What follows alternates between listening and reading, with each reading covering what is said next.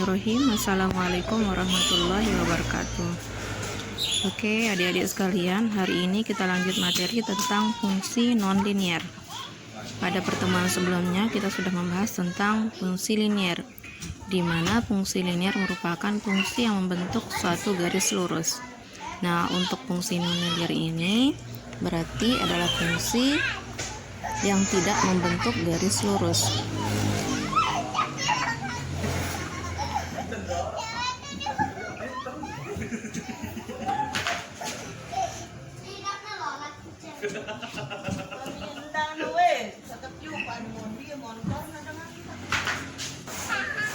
Untuk fungsi nonlinier ini ada beberapa. Yang pertama adalah fungsi kuadrat. Ya, fungsi kuadrat ini merupakan fungsi pangkat 2. Pangkat 2, dan jika digambarkan akan membentuk lonceng.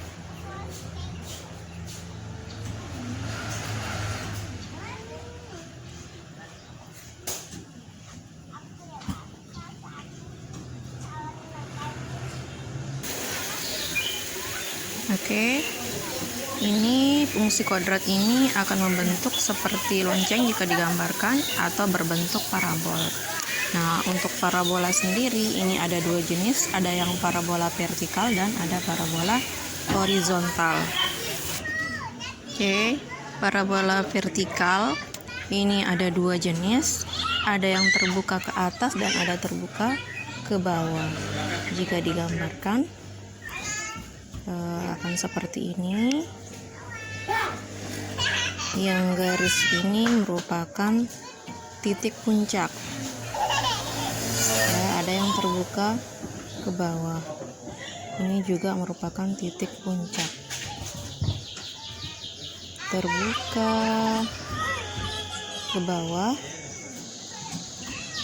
Yang ini terbuka ke atas.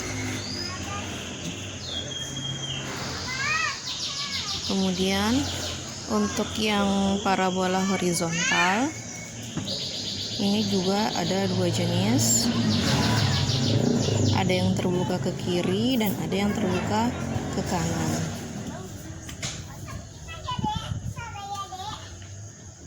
Ini adalah titik puncak, ini juga titik puncak. Ini terbuka ke kanan dan yang ini adalah terbuka ke kiri. Ya, ini tetap ini adalah sumbu Y dan ini adalah sumbu X. Dimana untuk yang parabola vertikal ini sejajar sumbu X.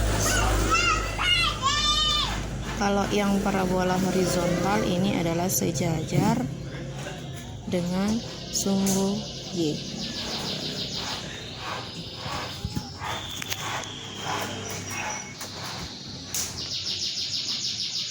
Kemudian untuk persamaannya, untuk yang parabola vertikal persamaannya adalah Y sama dengan AX kuadrat ditambah BX ditambah dengan C.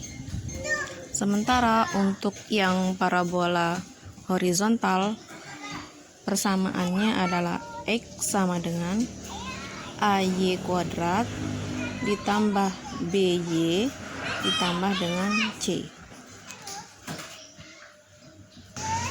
Oke, kita bahas yang pertama tentang parabola vertikal, di mana tadi persamaan untuk parabola vertikal ini adalah Y sama dengan AX kuadrat ditambah BX ditambahkan dengan C. Ya, jika digambarkan titik puncaknya untuk yang terbuka ke bawah ini berada di garis simetri ini. Ini adalah titik puncak. Nah, titik puncak ini karena dia berada di atas, maka ini juga merupakan titik maksimum. maksimum. Terbuka ke bawah.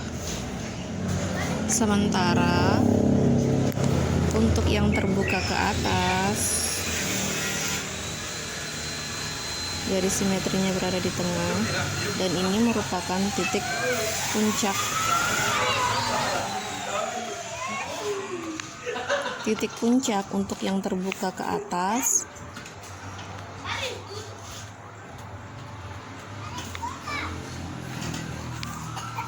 ini juga merupakan titik minimum.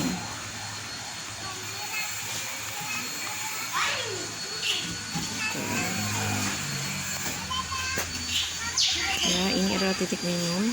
Kemudian untuk titik puncak kita punya rumus.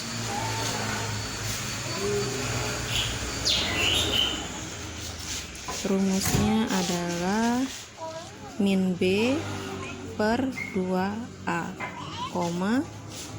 min dalam kurung B kuadrat dikurangi 4AC tutup kurung dibagi dengan 4A. Oke, rumusnya adalah min B per 2A, min B kuadrat dikurangi 4AC dibagi 4A. Saya punya contoh. Contohnya Y sama dengan 2X kuadrat min 3X plus 5. Ya, untuk mencari rumusan yang ini, kita bisa mengambil variabel-variabel yang ada di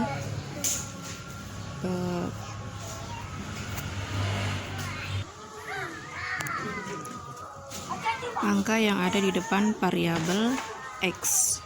Yang ini adalah nilai untuk A, kemudian yang ini adalah nilai untuk B, dan yang ini adalah nilai untuk C. Ya, jadi kalau begitu untuk nilai A sama dengan 2, kemudian B sama dengan min 3, dan C sama dengan 5.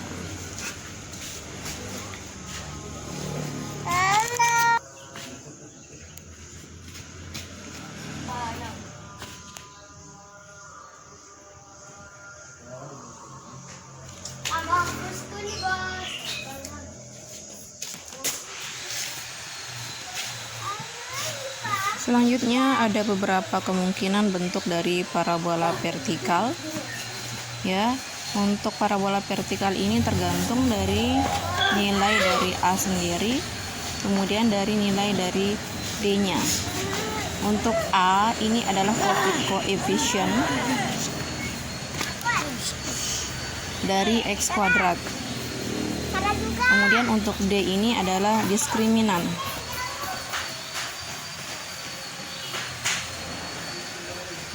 Rumusnya adalah D sama dengan B kuadrat min 4AC.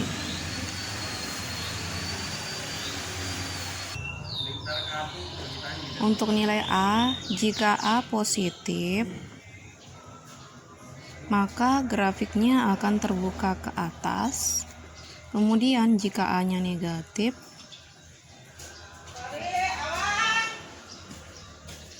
akan terbuka ke bawah. Nah, yang pertama, jika A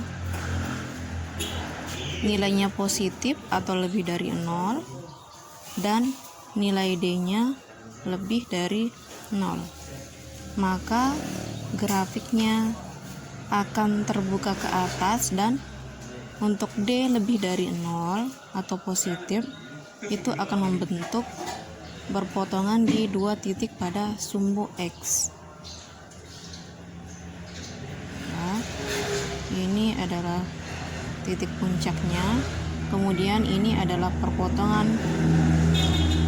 X pertama, kemudian yang ini adalah perpotongan di X kedua. Itu berpotongan pada 2 titik. jika A-nya sama dengan 0 dan D-nya lebih dari 0. Itu untuk yang pertama. Kemudian yang kedua, jika A lebih dari 0 atau positif dan D-nya sama dengan 0, maka untuk yang ini grafiknya akan berpotongan pada satu titik. Jika digambarkan,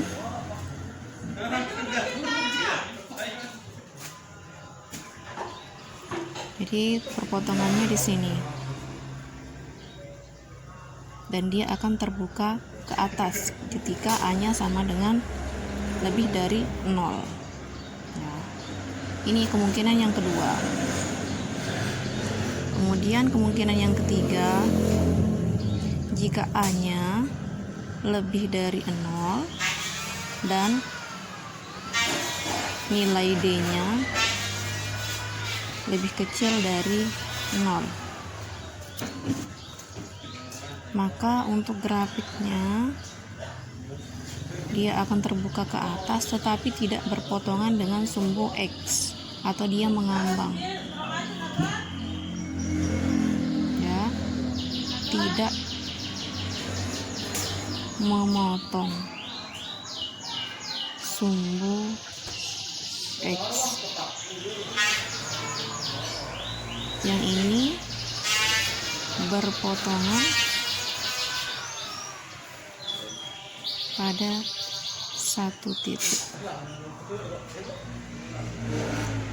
Ya, kalau yang ini A-nya sama-sama positif, tapi yang ini D-nya lebih dari 0, ini akan berpotongan pada dua titik. Kemudian jika A-nya positif, D-nya sama dengan 0, dia akan berpotongan pada satu titik.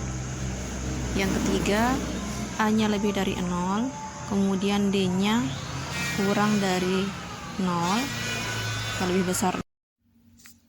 Untuk kemungkinan yang keempat, jika A-nya kurang dari 0 atau A-nya negatif, kemudian D-nya lebih dari 0 atau positif, maka kurvanya itu akan terbuka ke bawah dan memotong pada dua titik. Ya, jika A-nya negatif maka dia akan terbuka ke bawah. Kemudian dengan D-nya lebih dari 0 akan memotong sumbu X pada dua titik. Itu untuk kemungkinan yang keempat.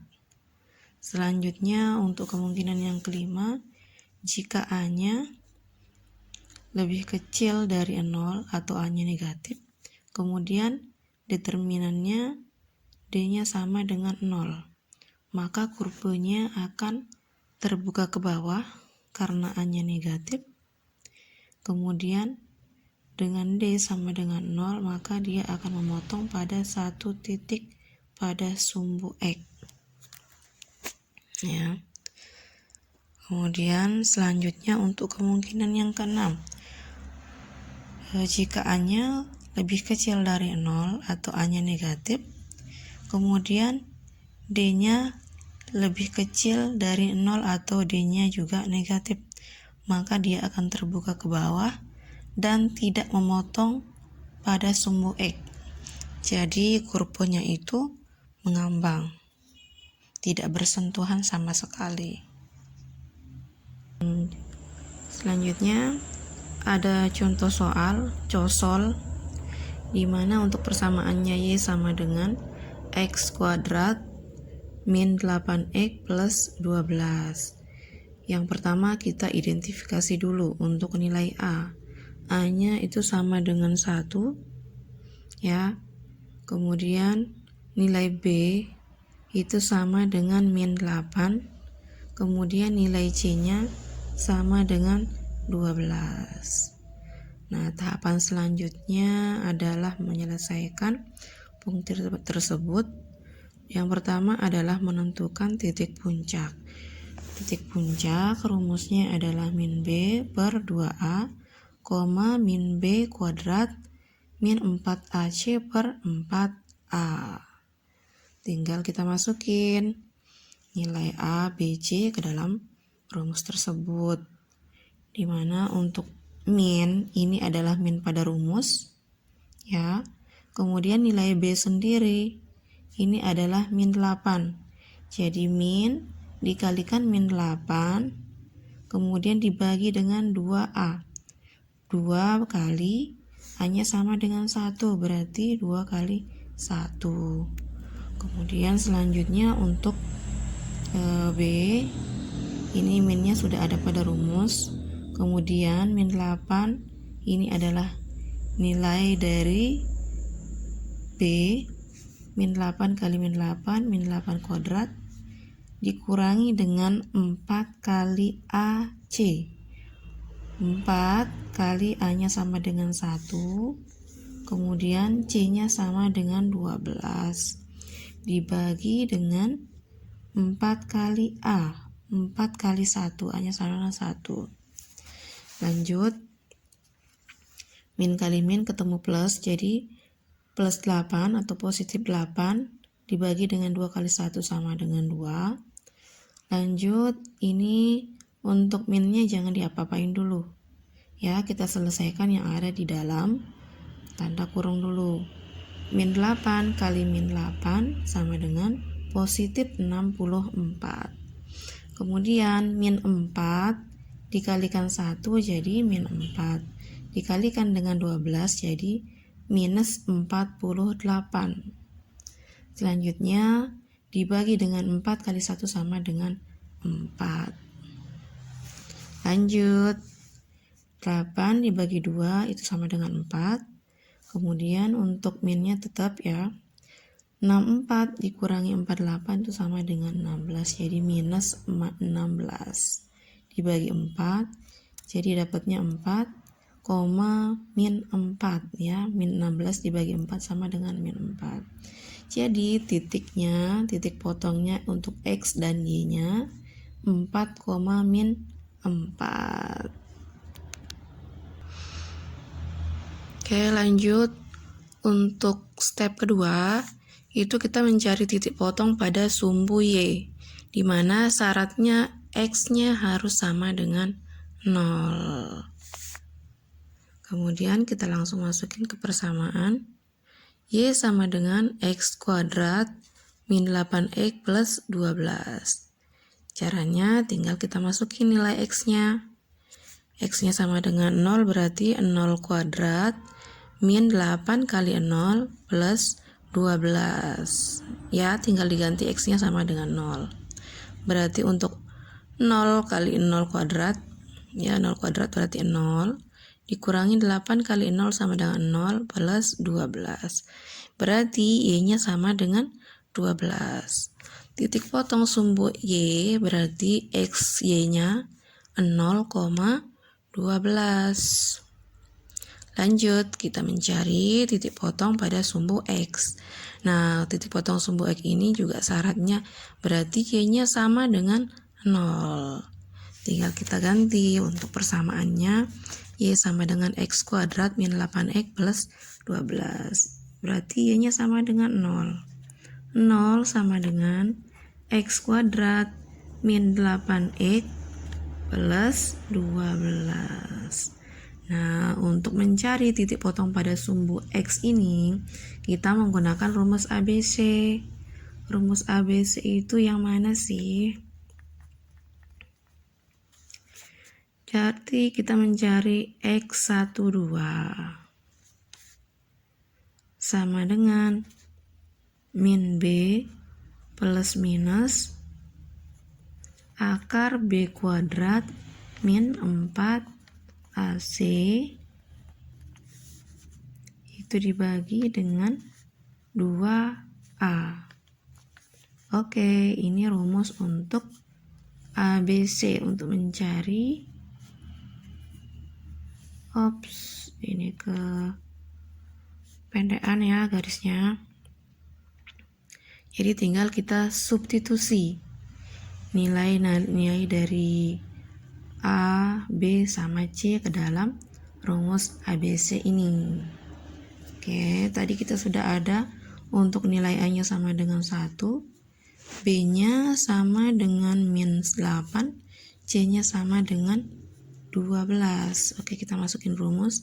X12 sama dengan min B, berarti minnya sudah ada di rumus ya. Kemudian B-nya sendiri adalah min 8 plus minus akar B kuadrat tadi adalah min 8, berarti min 8 kuadrat min 4 kali A-nya sama dengan 1, kemudian C-nya sama dengan 12.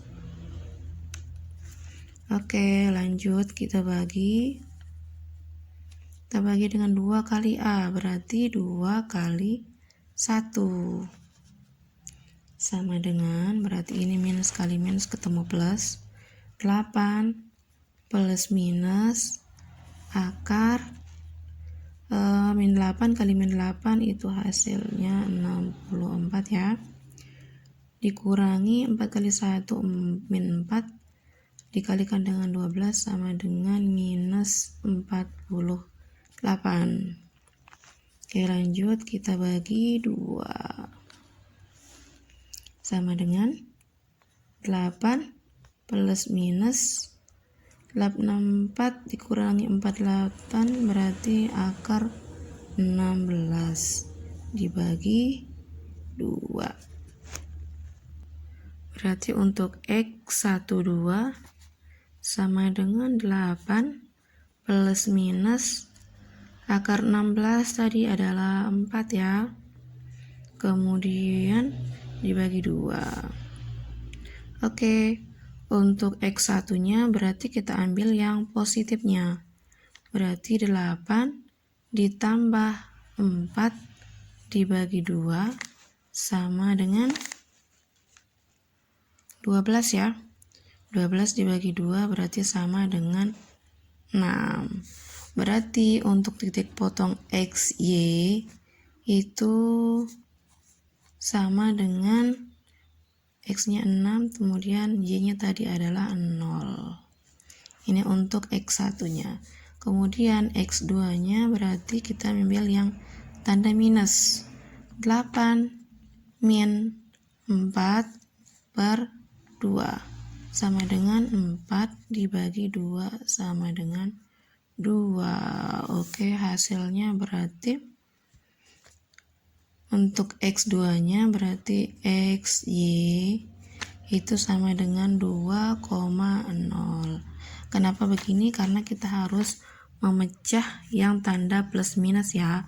Untuk X1 X2 nya yang plus kita ambil untuk X1 nya 8 plus 4 dibagi 2. 8 plus 4 sama dengan 12 dibagi 2, hasilnya adalah 6. Berarti untuk X12 itu adalah 6,0. Nah, kemudian untuk X2-nya kita ambil yang negatif atau yang minusnya. Ya, tadi ini 8 plus minus 4, berarti sekarang 8 minus 4 dibagi 2 sama dengan 4 dibagi 2, hasilnya adalah 2. Titik potongnya untuk XY 2,0. Oke, kita sudah menemukan semuanya, tinggal kita gambar. Lanjut kita kumpulkan tadi yang sudah kita dapat. Yang pertama tadi titik puncak ya. Titik puncaknya tadi adalah 4, min 4. Kemudian yang kedua titik potong sumbu Y. Titik potong sumbu Y-nya tadi ketemu 0,12. Kemudian tadi yang ketiga adalah tipot, titik potong ya. Tipot itu titik potong sumbu X. Itu kita ketemu tadi ada 6,0 sama 2,0. 6,0 dan 2,0. Oke, kita gambar. Gambarnya mepet-mepet aja ya, yang penting dipahami. Oke, seperti biasa, ini adalah garis X, sumbu X ya. Kemudian yang ke atas ini adalah sumbu Y. Oke, yang pertama untuk titik puncaknya itu berada pada 4, min 4. Berarti X-nya sama dengan 4. Kira-kira di sini ya. 1, 2, 3, 4. Kira-kira di sini. Kemudian Y-nya sama dengan min 4. Berarti ke sini ke bawah. Min 4, 1, 2, 3, 4 ya. Anggaplah di sini ya. Tinggal kita sambung. Oke, ini adalah titik 4, min 4. Oke. Selanjutnya ada titik potong sumbu Y 0,12. Berarti X-nya sama dengan 0. Y-nya sama dengan 12. Berarti ke atas. Kira-kira di sini. Ya. Ini adalah 0,12. Selanjutnya untuk titik potong pada sumbu X. X-nya sama dengan 6. Berarti ke sini ya, ini 4. Ini berarti sekitar di sini 6.